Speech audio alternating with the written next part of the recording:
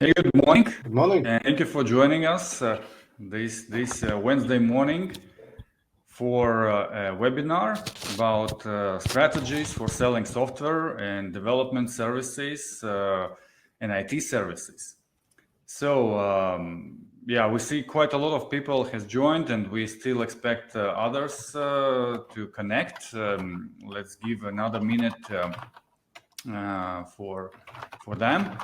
Meanwhile, maybe let's go and just quickly introduce ourselves, who we are, and we know that there are quite many people who are joining us already and know us from previous webinars, but nevertheless, for those who are joining first time, my name is Andrejs Juscenko, and together with me, Rolands Ozolins, we both are co-founders of IBD Consulting, the company which actually works with technology companies across the Europe and help them navigate through the digital go-to-market and actually execute that as well. But it's not about us. It's not the webinar where we will introduce ourselves. It's more about you and your services and how to be successful with selling those. And our kind of competency comes from the IT industry. We have spent both together more than 20 years working in those different roles of IT companies. And Roland, in particularly, he was he has probably one of the widest and vast experience in selling B2B and working with enterprise customers. He was managing at Microsoft big enterprise accounts. He was working with the education sector, and he also was managing Microsoft resellers. So he knows in and out all the aspects of the selling software and selling complex IT solutions. And last 7 years, we jointly run our business, and Roland has been involved in a variety of different projects, helping startups and well-established companies building this demand generation engine and run it for successful business growth. Thank you, Andrejs. And Andrejs, my friend and business partner, is a veteran of SaaS business. I think he was in the region one of the first really getting into that business, because he was a person behind launching Microsoft Office 365 in the region of some 27 countries. Andrejs has vast experience in Microsoft, in telco sector. One of his educations is in engineering, and he excels in real technical things like setting up new marketing technologies, figuring out the bugs, and so on. But let's get rolling, I think. And we have an agenda for today, as we announced, when we will discuss variety of different topics, mainly about how actually B2B buyers think today and how to address those main challenges, what many service companies and agencies who are doing software development actually facing today. And in particular, we will talk about how to stand out and how to through the sum of specialization and differentiation activities on the market. We will also talk about how to help actually buyers buy and make their decisions on buying your services and your products. And then we will talk about importance of demonstrating the competency and actually creating the trust and how particularly you can do that. And of course, we will try to make it as practical as possible, and we will share some tips and tricks and even some approach of building the list of prospects with simple tools what you have in your hands. And we actually encourage you to really keep this very interactive and ask your questions through the chat window, and we will be happy to take them and jointly try to find the solution. And I also have a few tasks for you as well during the webinar, and one of them would be also to introduce yourself. So please answer a few questions. In particularly, we would like to know what actually type of services you are providing, and so that it actually can help us better understand our audience and try to adjust our story to you. So let's move on. And Roland, I'm giving floor to you. Super. So those who are not the first time on our show knows that we almost always talk about how purchase process is made. And the reason we talk about it is because it's super important for understanding the rest of the story. And to put it simply, today purchase process is totally driven by buyers. Actually, Gartner this summer announced that now 95%, so almost everything, is driven by buyers. What does it mean? It means that when buyers have a need, they search on Google, they turn to community, to chat rooms, to forums, they read blogs, participate in webinars, read white papers, and so on. So they do everything they can to figure out what exactly they need, who would be possible suppliers, and then at the end, they are only open to talk with 2 or 3 potential service providers who are on the shortlist. And here's the tricky thing. To get to conversation with the buyer, you actually need to help them make their own way to you so that you get in the shortlist. And how to do that? We will talk about that quite a bit today, but basically you need to think about marketing content. You need to think about designing buyer's journey so that you do everything that's possible to help buyer actually find their path and their way to you. Yeah, exactly. And more earlier you are engaging with those potential buyers, more chances you actually have to be part of their consideration and actually win this race for the deal. And what is also interesting, when we were preparing for this webinar, we of course looked for some data to share with you, some insights. And it was interesting to find that there is not latest, but still quite important study what Demandbase did a couple of years ago when they asked B2B buyers about their decision-making process, criteria of selecting vendors, and many other things. And in particularly, what drew my attention is that there is interesting kind of situation when you ask, when the buyers were asked about naming top reasons when they, what they use for, or top reasons, let's say, when they use evaluating solution providers, you can see on the screen as well that their answers were around very traditional things like, pricing, features, reviews, and things like that, right? That is what they have in mind when they enter this process, yeah? But interesting was also to see that when they were asked, but what were actual reasons or actual criteria for selecting the vendor you're working with, you can see that this is quite different. And you can see that price is not at first place anymore.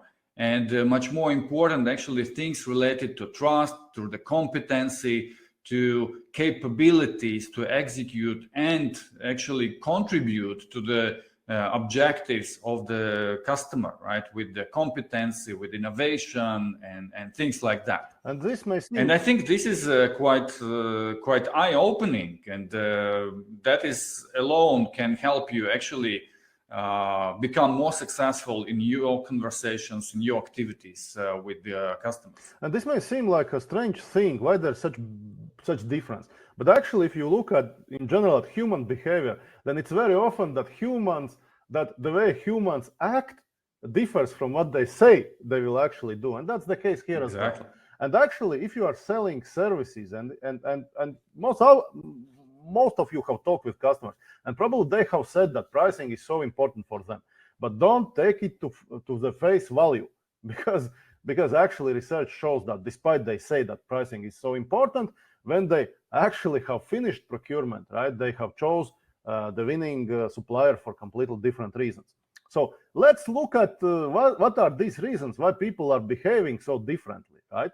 And actually the thing is that when you are making significant purchase decision, when you are looking for suppliers to purchase service from, right? You are actually in stress because you are putting your career online. You don't want to get criticized. You don't want to get fired because of the supplier choice you made. So you have all kind of funny questions in your head. What will I do if it fails?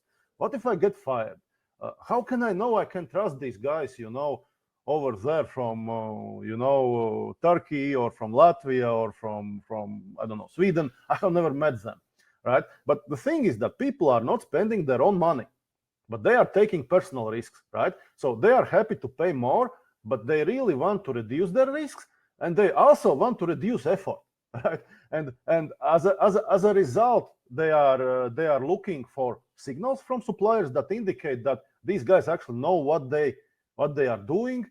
They can demonstrate industry competence, industry knowledge, and so on. And that also suggests the buyer that okay, my risks will go down, and I will probably also reduce my effort because these guys already know what to do, and maybe even I will be able to learn something from them.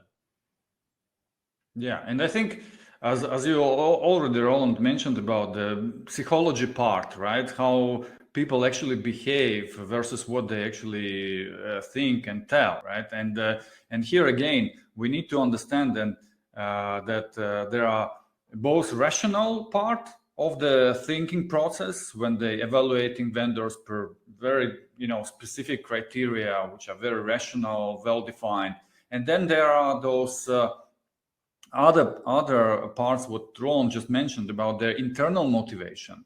And what is also important then, typically in the B2B deals, there is no one single person who is participating in decision-making process. There are quite many people, and the Gartner says that it's from 6 to even 15 people involved into B2B deal negotiation and decision-making process.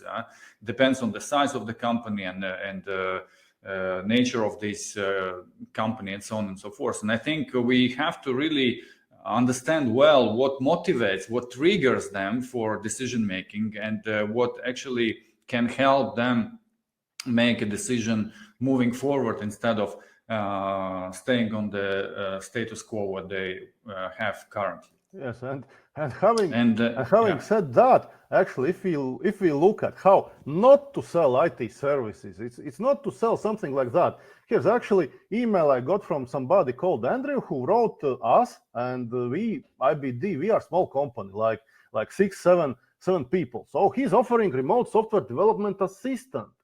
He's asking, do we need any remote software development assistant? So my answer is we don't need any.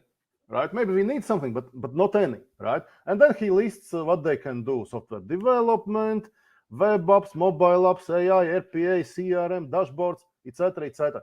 And quite honestly, this is some of the worst way to try to sell software development, or for that matter, whatever you're trying to sell, because the person is clearly showing that he doesn't have a clue what are we actually doing and what we may be interested in. He fails to demonstrate any competency or knowledge. He reaches out without me having any idea who that guy is. And at the end, if I ask myself, would I like to take even the risk of spending time responding to his email? My personal answer is no. It does look shady. I mean, I don't trust that kind of guy. And we will talk about how to turn it around, right, and how to make it better. But in general, I think you probably all experience similar things. You are getting tons of emails in similar style, which are completely irrelevant. And I just was recently in one of the conversation with actually software companies where they also were saying that, hey, but these cold emails, they are not really working. And then you basically see this example and you understand that why it is not working, right? Work. And let's see how it can be improved and changed. And again, we probably don't have a silver bullet, but nevertheless, again, please join us for this conversation and share your experience, what has been working for you, so that others can learn from that as well. All right, now if we take a look at two situations, we have a gentleman with glasses on left and lady with glasses on right, and they are offering two different and me in the middle, different deals. Yes, and I'm a buyer. So, and the guy on the left is saying is basically trying to sell me idea that he will. So these are our employees, right? I'm the boss. These are employees. So guy on the left is saying me that he wants to do a project, and he has found company who can do embedded CRM, ERP, IoT, RIM, or web mobile apps, or application re-engineering in any industry, right? And then the lady is coming to me and she says, well, I found a service provider, and Rolands, they specialize in our industry. They have lots of case studies. They know our industry's best practices. They also speak at industry events. And they will not only implement system, but they will also provide best practice-based systems. So we will be able even to learn from them. So if we compare those two situations, which deal do you think is more likely to close? Right? And in which case the seller will be able to charge more? Right? Please provide your votes in the chat window. So yes, it would be interesting exercise, a bit waking up exercise this early morning. Yeah, we are looking for your answers, but I think it's quite obvious, right? It's B. I think at least.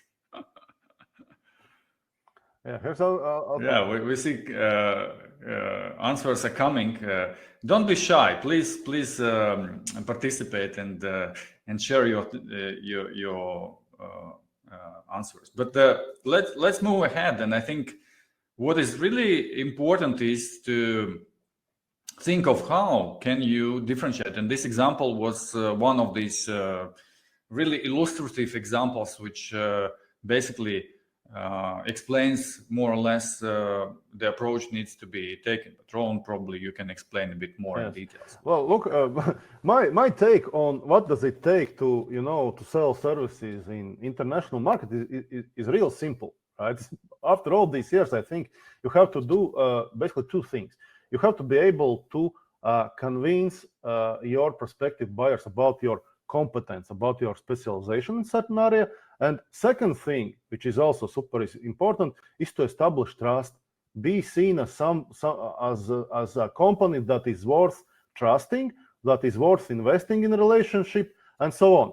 And good news is that a modern marketing approach can help you actually with doing the both. And this is actually what are we talking about today. Yeah, but before moving forward, I again have some activity for you guys so that you don't fall asleep. We would like to learn what are your key challenges at the moment. And I have again a very short survey, maybe takes a minute or so to answer, but please take a look and give us a sign what you experience as the most significant challenge in your business, in your area. Meanwhile, we move forward, and when we're talking about the differentiation, I think there are two main kind of ways of achieving differentiation. One is that you specialize, and that is what Roland just started to explain, and he will continue in a moment. And second, it's about really creating some unique intellectual property. And as you all are in the IT business, you are developing software or you are providing some services, you all have something what already exists in your kind of hands, in your portfolio, what you can actually try to make as a product.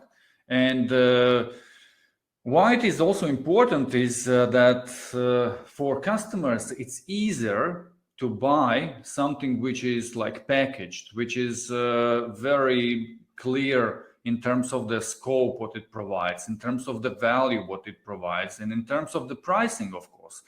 Because one of the biggest challenges we hear from customers on the market is that it is super difficult to navigate through these custom projects, pricing, and very often those companies, they actually experience that they are going over the planned budget, and in the end of the day they pay more, it takes longer, and so on and so forth. So it's actually quite frustrating what they are getting as an outcome and as a result. So they very rarely meet those initial objectives what they have defined.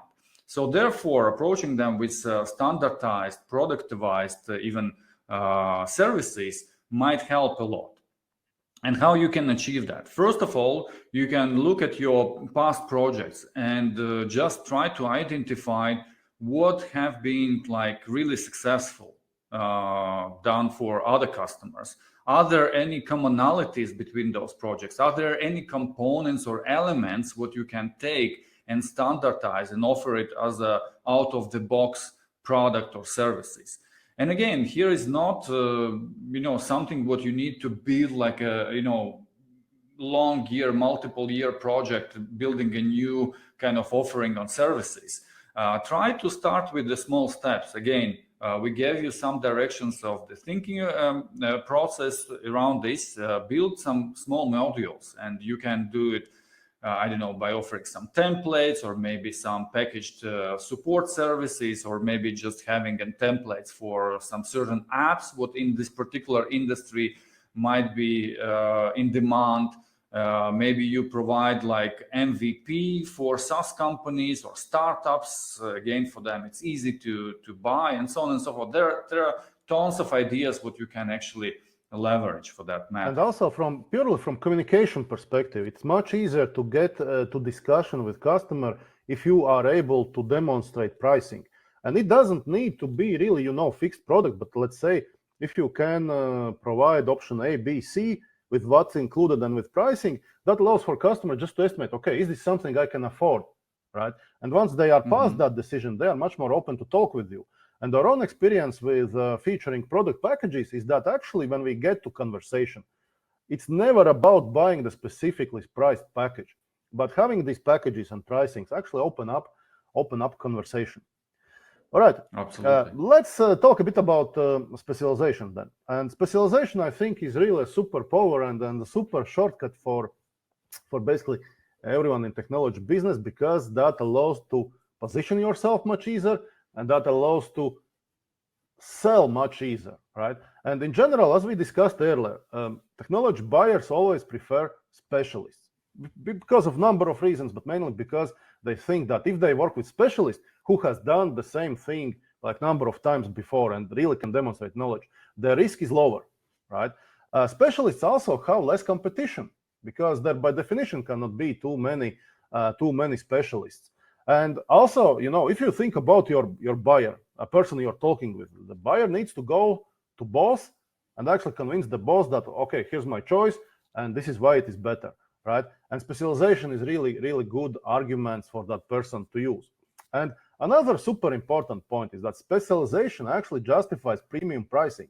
It is the best way how you can suddenly increase your hourly rate by 50, by 100, maybe by 200%. And if you look at specialization, you should basically try to think about what is the specific problem you solve, for what type of customers, with what type of technology. Basically try to figure out what are these overlapping elements which help you really define your specialization. And quite frankly, I have worked with number of service companies, and lack of specialization or lack of commitment to specialization is actually one of the biggest problems. If you look at particularly custom software developers, most of them are actually saying that they can do almost everything. Basically, they are Swiss knife tool, good for everything.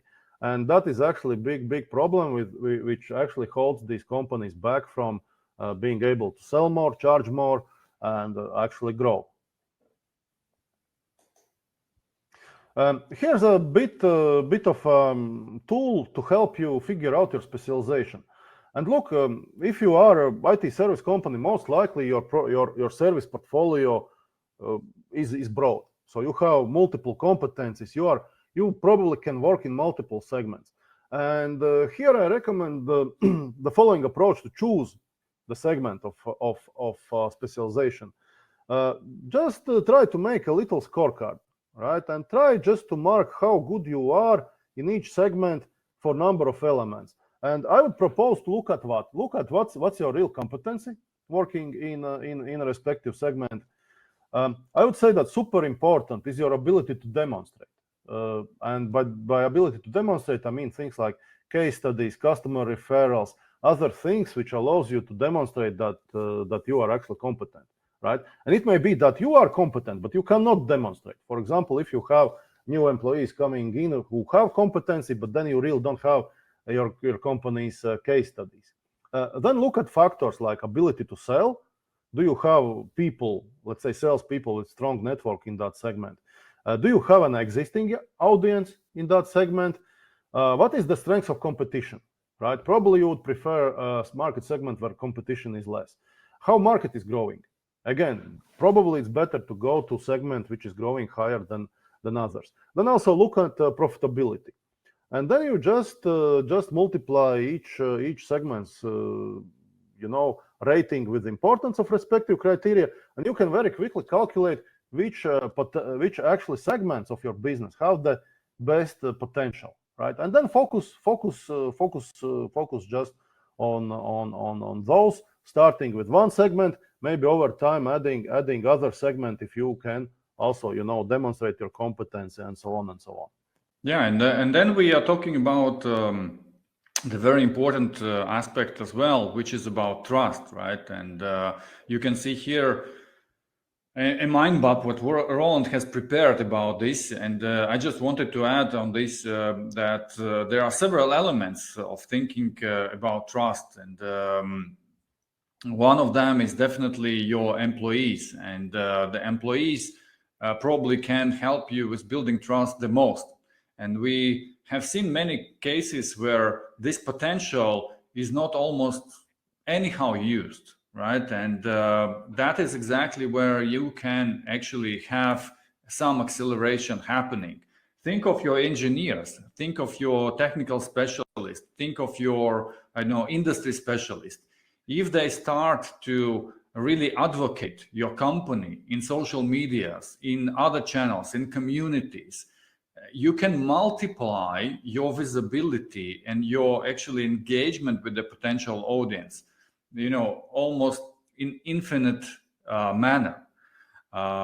This is definitely something to look at as one of the quick fixes. But Roland probably can guide you through the whole concept. Yeah, actually, this you can take as a list just to check. And to build trust, it doesn't mean that you have to do everything at very high intensity. And sometimes some companies are just selling their services just based on founders' reputation, right? Some others are selling because they are able, let's say, to produce great videos on the YouTube, right? It's super useful if you have strong customer evidence, if you can list logos of your previous customers, case studies, customer quotes, etc. If you can ask, let's say, customers to participate on your webinars and so on. Do not disregard things that relate to safety and security, like make sure your website has SSL certificate. Make sure that your company legal details are available and they are true. Many companies try to, particularly if they go to international markets, they try to behave like they are, let's say, not company in Serbia, but actually in San Francisco, right? And again, maybe it works, but I would be doubtful because, like, personally, I have done quite a bit of competition research work, right? And you very quickly see that company actually is not what they are saying. For example, if company is saying they're located in, let's say, United States, but you see that the names of their key employees look like they are from somewhere like Denmark or Sweden, and then you check them on LinkedIn and see that they have graduated from schools in Nordics, right? You figure out, well, something is fishy about them, right? And other things. Make sure you have privacy policy. Make sure the way you communicate is inclusive. Make sure you are open about the pricing. At least give some kind of indication what the pricing is. And again, I would like to return again back to that desperate guy thinking thoughts of what if he will be fired. When you think about trust, always assume that your buyer is suspicious and your buyer is looking to confirm their suspicions about you, right? So try to approach the trust issue very proactively. Make sure you preventively close any of their objections by publishing actual information, being transparent, being open, and so on. Yeah, and coming back to the example what you shared in the beginning about the guy who was approaching you with the email. if he would even, do such a small thing like including his maybe LinkedIn profile link, picture, full company details, maybe some links to the customer references and things like that, that already would turn this email into some more trustful message than it was from the beginning, right? Perceived. Yeah, he failed basically on every point. Yeah. Okay, moving forward, and we are coming to this again and again, and those who participated in our previous webinars, you remember this concept of the buyer journey and probably this slide as well. But what we would like to remind here is that customers, they are going through a certain state during this decision-making process, and it's not possible to jump over or avoid them. First of all, they have to recognize the problem, right? And if there is no problem, or they have not recognized the problem or opportunity, they have no need. They have no even, any idea that they need to buy anything. And it's useless to approach them, and actually can harm your reputation if you try to sell them at this stage, anything, right? Then the second step is that they already have recognized the problem. They understand that they need to change something, and they are looking for a solution how to do that, right? And at this stage, they are most interested in understanding exactly how part. What are the available solutions? What are available options? How do they compare between each other? What is best for them? And that is where they're looking for advice. They're actually looking for somebody who can help them navigate through these different options. And last but not least, it's about when those potential customers, they already have gone through these first steps, and they're looking for a particular vendor. They are already looking not for a solution, but they're looking for who can deliver the solution. They are comparing those different companies, they're comparing references, comparing prices. They're actually at this part of the decision-making process. And if you understand this and you keep in mind approaching them, then it becomes very easy to stay relevant, right? Because if you approach somebody who just need to learn about the problem, and you help them recognize that problem, they will appreciate that. But if you try to sell them something, they definitely turn back and will not be interested talking to you at all, and so on. And if you go and try to understand also from the market potential perspective, that again, experience shows that most of the market is exactly in those first two stages, where they have not either recognized the problem and they need help with that, or they actually looking for solutions, and they are researching basically possible options for them to address those problems or opportunities. And again, keeping this in mind, you can see where you need to focus. You can actually get something quickly, and where you need to invest time in new business. And from strategy, if you put it in the context of the strategies, what we can apply to those different stages. Of course, your first strategy have to be capturing the demand, and we take it from the bottom of the pipeline, right? You're addressing those who are already in very active buying process, right? And then here the key for you is to be with some very compelling offer to them, so that they can really not refuse it. And we just talked to make such an offer. It's about specialization. It's about making it as a product out of the box type of thing. And we will talk further as well. But then about if you move up, and what the second priority for you could be is those who are in this research phase, who are looking for solutions. And here you need to really show your competency, show why your solution is best for them, and help them actually navigate through different options. And you should not be actually hesitating, even explaining them other options. You should not hide from them that there are options B, C, D, and so on and so forth, right? Be open, be transparent, and that is how you actually gain their trust and how they actually can consider you as a serious, trusted advisor. And then moving up, of course, it's about more long-term activities, about educating the market and creating actually demand for services and services like yours. But today we mainly will be focusing on those first two strategies because that can provide you some really quick results or relatively quick results. All right. And when it comes to this first, yeah, Roland. And let's discuss the first case, which is probably the most straightforward. And that's the case when buyer already knows they have a problem. They already know how they want to solve it. And they also know about, let's say, your company as somebody who can solve it.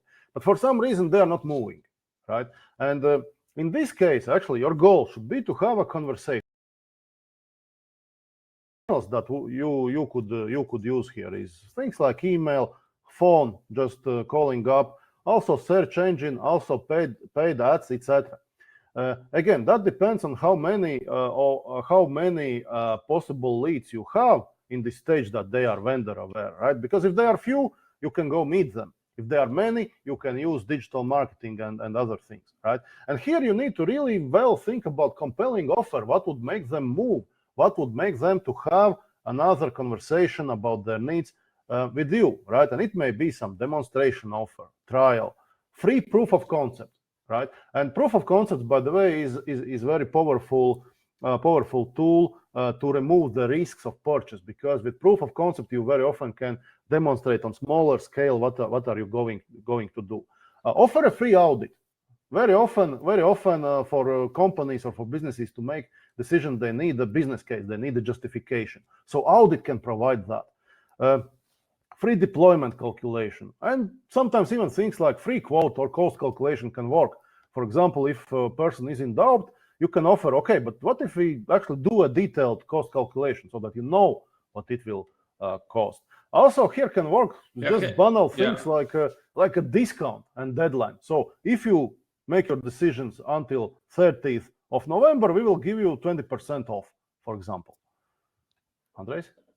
Yeah, however, I have to maybe add here that not necessarily you have to really make your offer around something free, right? And it very much depends on the industry and on the target accounts. Sometimes you even can charge for your activities. But the thing is, what probably is important here is about understanding what at this particular step can be helpful for these clients to make a decision, right? And for instance, like Roland mentioned, some calculation type of thing. Obviously, when they're preparing, this decision for the investment board or buyer committee, they have to come up with some calculations. And then here you can actually be somebody who can give them a template or provide some best practices, assumptions, or examples of doing this, or even prepare the calculation itself if you want to do so, and other things. But basically, this offer is something what can get you in to the conversation with them, right, at this stage, and that is important to keep in mind. Yes, and actually also one funny thing which happens is that even customers or leads who you know really well from time to time are reacting to advertisings or banners and so on. So don't disregard digital marketing or let's say using advertising on a known audience, even on customers who have been doing business with you for a significant time. And one way actually to figure out who from, let's say, your audience or from people who are generally, let's say, visiting your website or something, who are interested, is actually to use technologies such as lead info, which allows you to identify companies from which people are coming to your website, visiting it, let's say, reading case studies and so on. And This approach allows you to identify some of those companies who are more interested in what you are doing, and then it's a good indication that perhaps for your sales it would make sense to reach out to those people and try talking with them. Yeah, I think you already kind of explained this idea, but the thing is that in many cases, especially you already working for some time on the market, you have quite a lot hidden leads on your website, right? And if you use this tool, like Roland mentioned, leading for some others, and if you're interested, let us know. We can help you with a trial. But the idea is here that you can really discover quite a lot of kind of potential leads exploring your website, and based on that, engage them and help them kind of with the things what they are interested. So, as an example, if you see some company who is repeatedly visiting your website, and you see that the employees are, and they're maybe looking at your product page or maybe services page, same time if you have, for instance, so maybe looking for that, and so on and so forth.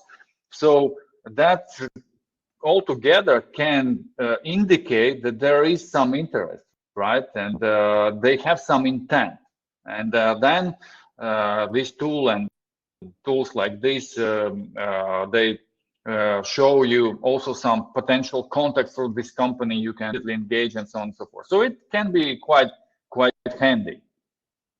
And that's one tip. Another one, of course, is about using a LinkedIn. I am sure that many of you are leveraging LinkedIn. Here we can share some on specifically LinkedIn Sales Navigator. And what is important before you're doing this is about defining your ideal customer profile. I'm sure that you're familiar with this concept, but nevertheless, let me just briefly explain what is the idea behind. First of all, you need really to describe from demographic and firmographic perspective what are the companies who probably with very high probability can become your customer, and they're also interesting for you, right? And of course, we have heard a lot of answers. I'm basically for any client, right? I need any client at this moment. That's of course an approach, but it's a very unproductive approach, because better you define the profile of companies whom you are easier to find them, right? That's one thing. But secondly, as part of this ideal customer profile, you need to incorporate some other elements, like for instance, technologies they use. For instance, the headcount of these companies is growing or declining. Maybe they have some roles opened for the hiring, and so on and so forth. So it depends what solution you provide, right? And what actually can indicate that there is a need. Maybe they have some certain business processes. So you really need to look at from that perspective as well. And based on that, you can filter out from the audience what you already maybe own, like your connections of your maybe colleagues, or your company page followers, and so on and so forth. You can do easily this filtering. And as in this example, I don't know if it's possible to see, but you can, for instance, apply different filters and actually try to figure out how many companies qualify for that outwork of your colleagues. Of course, you can go beyond that. You can go also for people you don't know, but the first idea is to start with somebody whom you already have connection with. And then the next thing is that you can follow this few steps what we now sharing as a practical tips, right?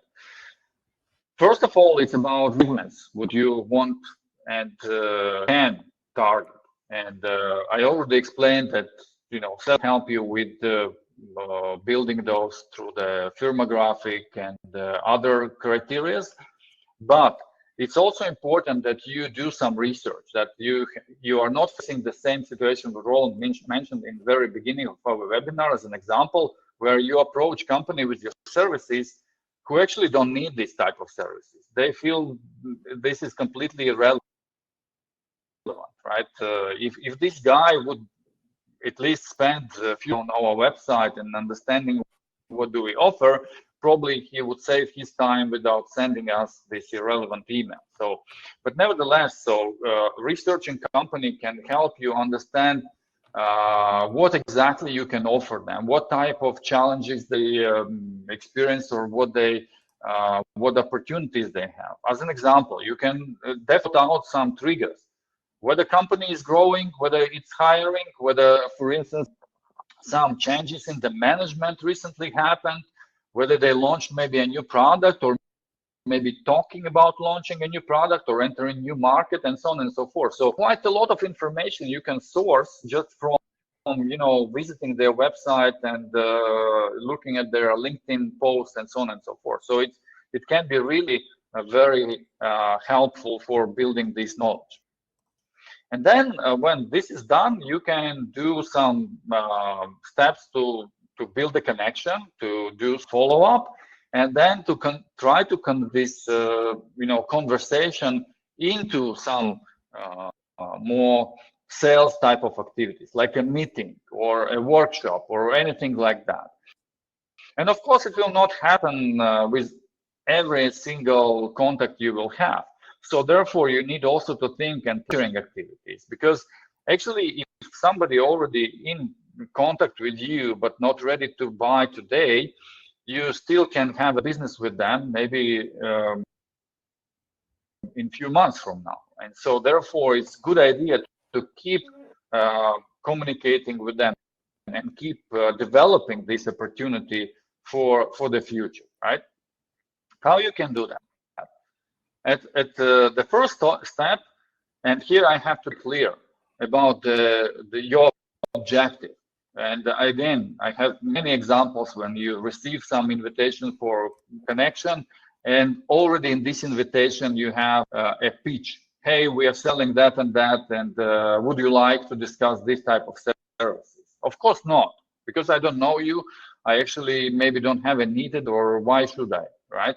So therefore, your main objective at this first step is to get actually a person accepting your connection. So therefore, you need to show the relevancy. Yourself as a person can be relevant to this guy or lady with your competencies, with your network, with your things like that. And what is common between you, right? That is the most important part of this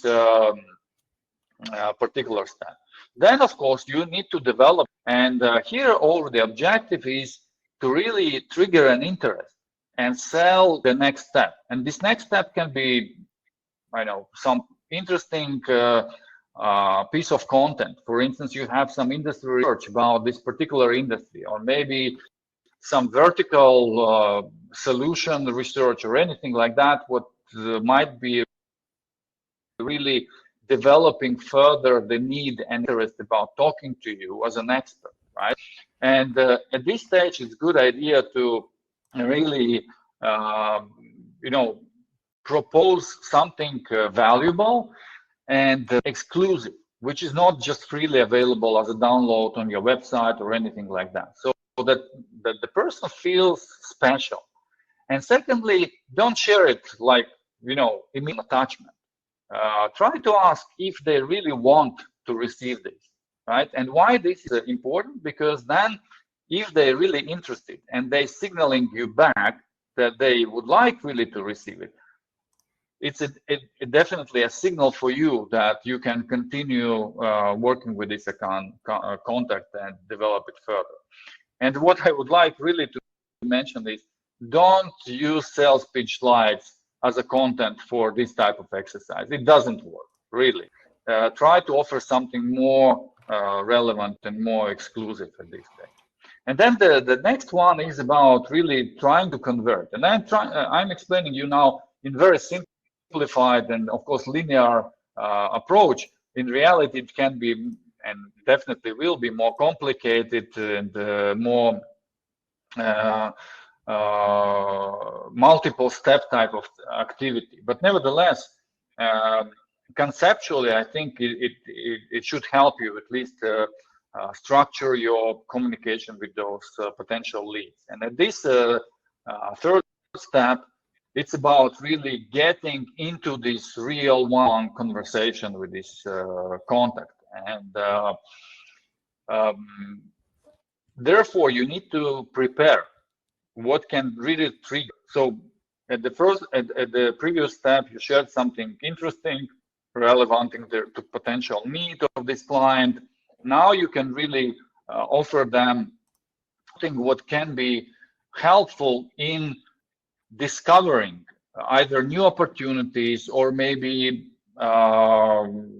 helping them imagining next steps or defining something, whatever it can be. It can be a workshop, it can be a meeting, it can be call or whatever. You may offer them, for instance, a call with some of your clients, or maybe you want to offer a call with some of your experts in particular field. It's up to you to decide, but that's the whole idea here. And again, what we have seen that very often sellers, being by nature like lions, they try to rush and sell, trying already position and give some price and maybe get some commitment and so on. At this stage, it's not right time, and be patient on that. And therefore, I already mentioned that probably things will not happen in this linear, and you have to be prepared for that. And all these contacts, what you will make out of this simple activity, can still be developed into business opportunities. You need just to continue doing them. So therefore, you can continue with the one-on-one communication. You can engage them through some events, invite them for webinars, maybe include them into the newsletter list. And actually, you can also create a custom audience for your paid, build a custom campaign for them to see your ads and to engage with them at a later stage. Yes, Andrejs, approaching this second year. Yes, Andrejs, just wanted a couple of words about previous part. One thing is that when you are deciding about your specialization, it very naturally also becomes clear who's your ideal customer profile, right? And then you can work with them. And also, I would like to reiterate on Andrejs' message that with this outreach, cold outreach, the chances that you will sell something right now are not big. But what you're building audience for later. And the people who are connected with you, let's say on LinkedIn, they will be able to see your posts on LinkedIn, right? And this is also a way how you will naturally, nurture the relationship and open doors for the future business. So don't think about it as just one-off activity. Here's what I sell. Are you buying? Right? No, that way you will not sell. You build audience for the future. That's what you're doing. The second part of this strategy funnel, what we interview, is about audience which are looking for a solution. And here the goal for you is really prove your specialization, this expertise, and basically create the preference for you as a vendor in this decision-making process. How you can do that? First of all, it's about really leveraging channels like SEO and paid advertising, where you can attract those people who are actively going and searching for some product comparison, some maybe best practices and things like that. Of course, just going and communicating your content, which is again related to this particular exercise on LinkedIn or other channels can be a good idea. Definitely, if your service or your product is relevant to be listed on G2, Capterra, or similar sites, it is something to be part of, because that is when those potential buyers go and look for reviews. They are comparing and reading those feedbacks on the product from real users and so on and so forth. And as you can see also from those examples on the screen, it's a good time when you really come up with the content related to, again, options available for solving this problem, like webinars, workshops, products. Yes, and this strategy is very relevant to actually quite a lot of IT service providers. Let me give you an example. For example, Microsoft preference and let's say demand for Microsoft Dynamics product. If you're Microsoft Dynamics partner, you can assume that probably there is demand in market already and interest, right? But you need to be able to differentiate. You need to answer the question why we are the best provider. Similarly with Odoo, similarly with AWS, and so on. And this also applies to quite a lot of development or cloud migration services. Again, customer doesn't need to be educated that they have a pain or what will happen if they don't do nothing. They already know what they want, and now they are answering the question, all right, who or which company on the marketplace can do the work for me, right? And good news is that marketing here is rather straightforward, and it's rather simple. And let me share a few tactics that you can try out and which have proven to work, at least in some cases. So first of all, how on earth do you get positive, let's say, feedback on J2, Clutch, or Capterra, and so on? Very simple. You need to identify who are your most satisfied customers, and then either ask them to submit a review or offer them, let's say, Amazon $100, $200 incentive for submitting review, right? Because what you want, you don't want every of your customers to submit review, because probably some of them are less happy than others. But you want to identify those who are super happy and motivate them to submit the reviews. Second thing, do not do cold outreach. Try to upgrade your approach and do warm outreach. What do I mean by that? Try to use tactics when you are, let's say, producing some kind of a content which answers questions that people who are interested in solving problem may have. For example, we used to run a campaign which featured an ebook answering important questions to startups who are considering investing in MVP development, right? This approach requires you to advertise your content, get your leads register, right? And once that happens, basically people have raised their hands, they have self-identified that they are interested in solving this problem, right? And suddenly you have leads database, which you can follow up over email or over phone and so on. Again, rather simple tactics has proven to work, but again, as everything, it doesn't work ideally, because lots of people who sign up will be afraid that they will be called and they leave, let's say, fake phone number or fake email and so on. But even then, assuming that half of them leave fake contacts, you can really work with the rest of database and actually get some deals closed. Then I think I had the next one, actually. Again, good tactics. To get to the deal or to conversation, you really need to demonstrate expertise. And sometimes for some businesses, this expertise demonstration is real something. How can they get business going? So again, here you develop an offering for a free one-to-one workshop with customer, right? Let's say it can be different things: cloud migration, some kind of assessment, workshop, and so on, right? So you advertise this offer and you get some people registering for the offer, right? But here's the tricky thing. If you are going to demonstrate your expertise, it means you will be putting your best, most expensive, most valued people on this workshop, right? And this is why you need, when you do follow-up, you need to super qualify them, because you only want to invest effort if you are talking with customers who really have strong interest, who have budget, who have authority to make decision, and who can bring the team to the workshop. So if that happens, you're happy to do workshop. If not, then probably not, because cost of workshop is not free. But again, this has proven to work, and probably for some of you, it may be a tactics that can really work.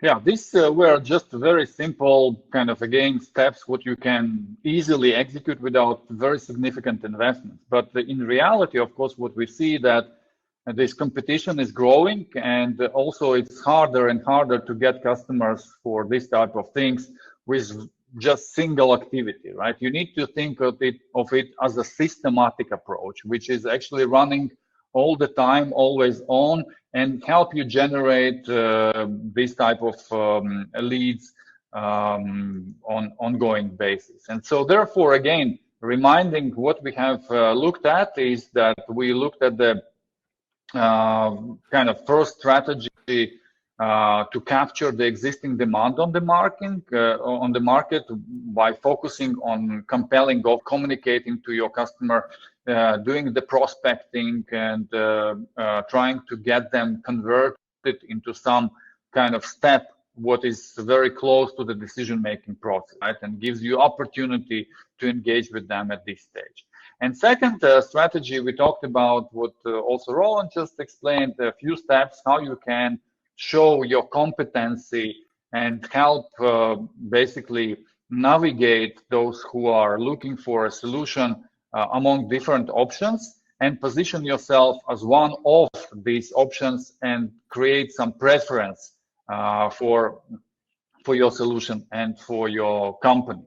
And now we very briefly look at what can be done for running more like a long-term activities and creating the demand. But here we are talking really the market education, and your primarily goal is helping them recognize that there is something what actually needs to be changed, right? Either this is a potential issue in their business, or risks, or opportunity, and you provide them some analytics around this, some information which actually makes them think of this, and demonstrate again your expertise and build your credibility, because this is a very perfect moment, because if you start at this point, very likely they will continue with you and will consider you until the very end of the process as one of their trusted advisor. And channels what you can leverage are obviously search. This is a perfect place and perfect channel to play with, because people typically go there and try to build their kind of knowledge by asking Google or Bing, or nowadays some AI tools for information. It's also about the paid ads, but it's also mainly about growing your professional kind of presence in communities and interest groups like Quora, LinkedIn, Reddit. Nowadays, there are a lot of communities and others. So you need really to understand what are these basically connection points where your customers are gathering this information, they're communicating with other similar professionals, and you need to be there as well. And in terms of the content, definitely articles, blogs, like thought leadership type of content is very helpful. You can also invite and involve some third-party experts, some associations, some community leaders to contribute to your content, like with some opinions, with some data, and things like that. It's very, very helpful. And of course, you have to leverage those community events like meetups, like webinars, like big events. You have to be there.